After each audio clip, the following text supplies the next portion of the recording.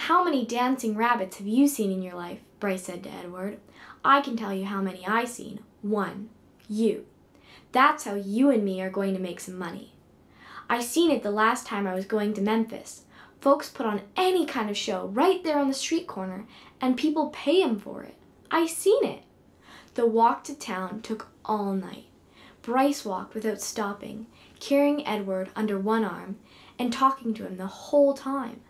Edward tried to listen, but the terrible scarecrow feeling had come back, the feeling he had when he was hanging by his ears in the old lady's garden, the feeling that nothing mattered, and that nothing would ever matter again.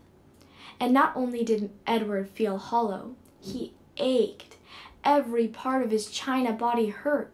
He ached for Sarah Ruth. He wanted her to hold him. He wanted to dance for her. And he did dance. But it was not for Sarah Ruth.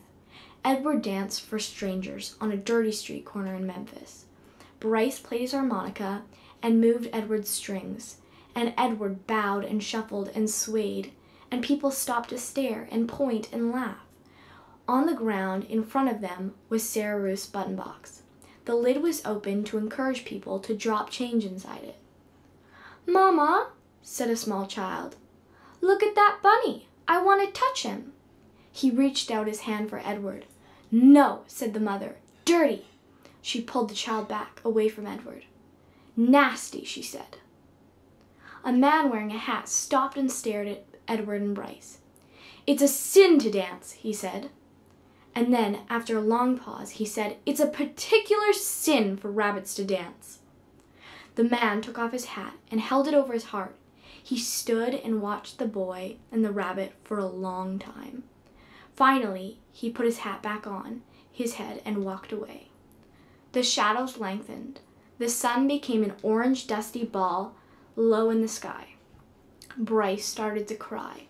Edward saw his tears land on the pavement. But the boy did not stop playing his harmonica. He did not make Edward stop dancing. An old woman, leaning on a cane, stepped up close to them. He stared at Edward with deep, dark eyes. "Pellegrina?" thought the dancing rabbit. She nodded at him. "Look at me," he said to her. His arms and legs jerked. "Look at me. You got your wish. I have learned how to love, and it's a terrible thing. I'm broken. My heart is broken. Help me." The old woman turned and hobbled away. "Come back," thought Edward. "Fix me." Bryce cried harder. He made Edward dance faster.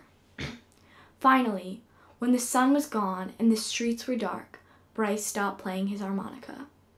"I'm done now," he said. He let Edward fall to the pavement. "I ain't gonna cry any more."